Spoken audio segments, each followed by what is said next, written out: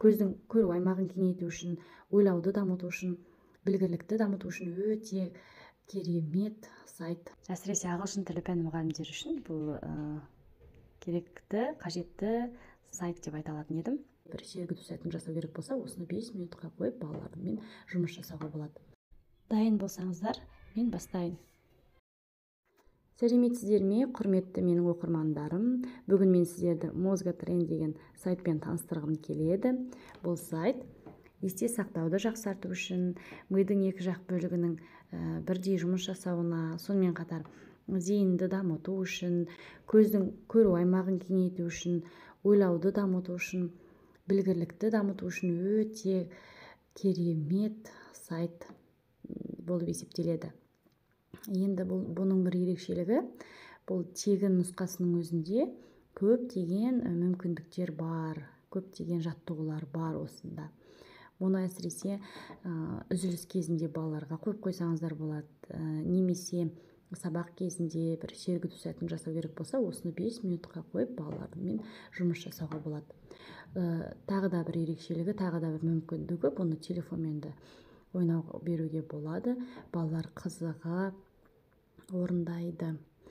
Енді мен сіздерге қазір осының әрбір бөлігімен сіздерді жеке таныстырып кетемін.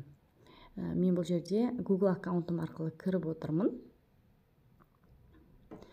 Немесе тіркелмей де кіре берулеріңізге болады. Тіркелу не үшін? Тіркелу бұл жаңағы статистика жүргізу үшін, рейтинг жүргізу үшін керек.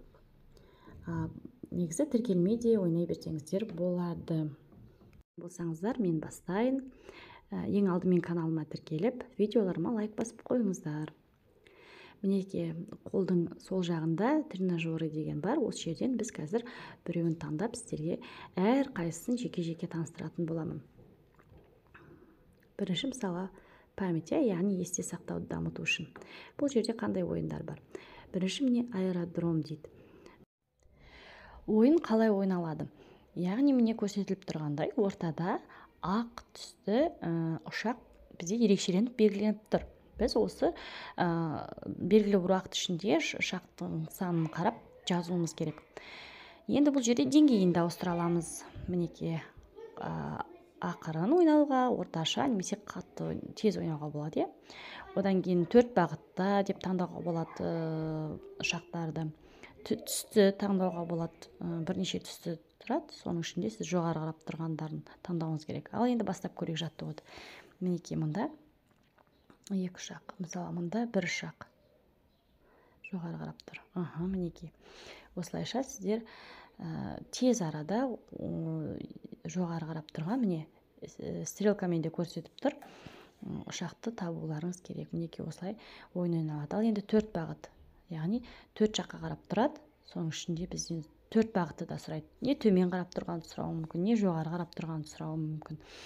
Сондықтан міне қарап, мұқият қарап, осылай лезде жауап беру керек. Түсін таңдап көрейік. Мінеке, енді түсті таңдау бұл өте оңай екен, көзімізге.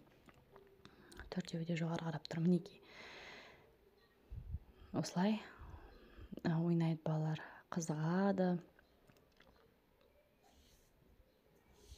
Мінеке, қазір мен сіздермен басқа да жаттығуларды көремін. Енді мінеке, бізде рейтингті көрсек болады. Әзірге біз бүгін 10-шы орында екенбіз. Енді келесі внимание дейді, бізде зейінді дамыту. Бірінші тапсырманы көрейік. Бұл жерде 2 қатар беріледі. 2 қатардағы, қазір мінеке бастап көрейік, бірдей суреттерді белгілеу керек. Мінеке, осылай. Бұл жерде суреттер саны көбейіп отырады. Мұқияттылық, көздің көру аймағын кеңейтеді. Біз бір бағытты ғана емес, 2 жақтағы кестені қарай білуіміз керек. Және одағы суреттерге де мұқият қарауымыз керек. Мінекей. Енді осы бөліктің басқа бір ойындарын көрейік. Мысалға, артық сөзді тап. Бұны менің оқушыларым өте қызығып орындайды. Бастап көрейік. Осылайша беріліп тұрған сөздердің ішіндегі артық сөздерді тез арада осылай табуымыз керек.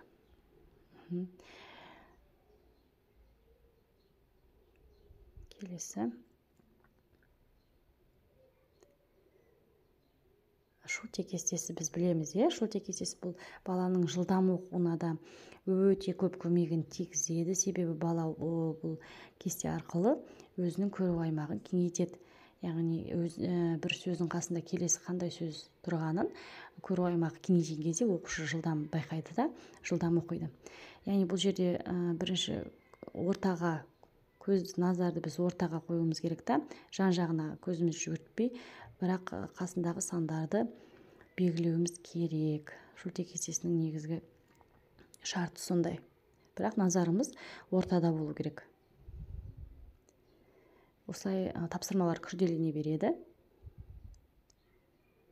Мінекей. Келесі ойды дамыту, ойлауды дамыту. Енді бұл жерде қосуды, азайтуды, бір жағынан жылдамдық, бір жағынан баланың жаңағы ойлауын дамытуға көмектеседі. Мінекей, 2 санды қоюға болады, 3 санды қоюға болады, өздеріңіз білесіздер. Мінекей, бізде 3 сан шығып кеп тұр.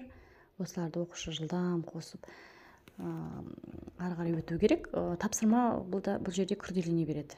Мінекей, байқадыңыздар, Келесі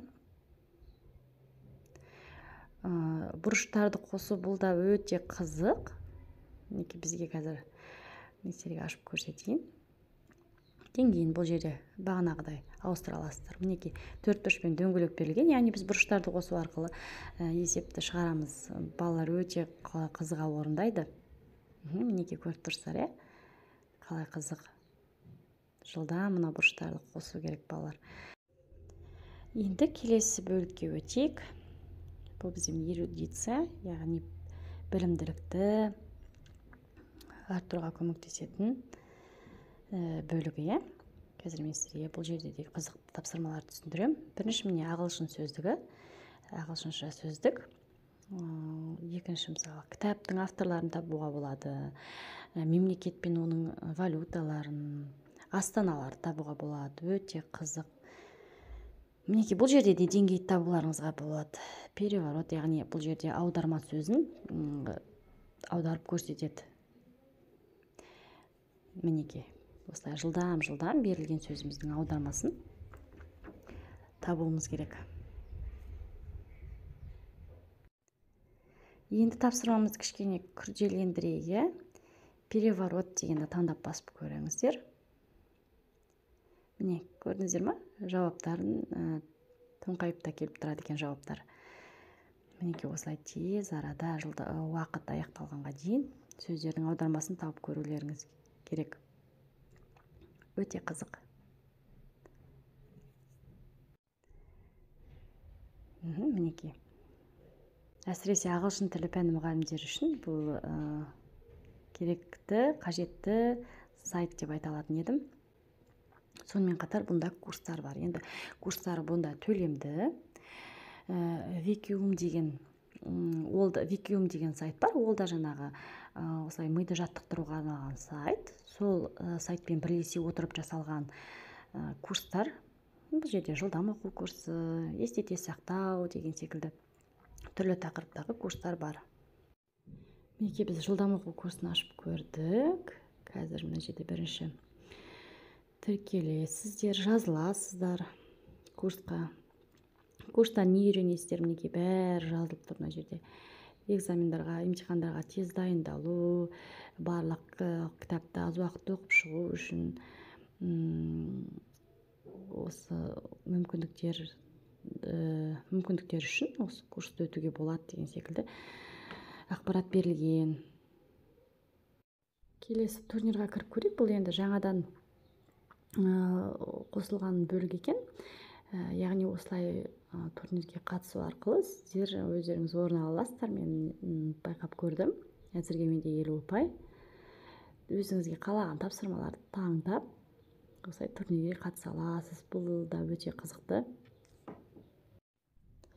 Келесі мұнда IQ тест жасауға болады. Мінекей, осылай қызықты IQ тесттер жасап, өзіңіздің деңгейіңізді біле аласыз. Сонымен қатар мында блог деген бөлігі бар. Кіріп көрейік.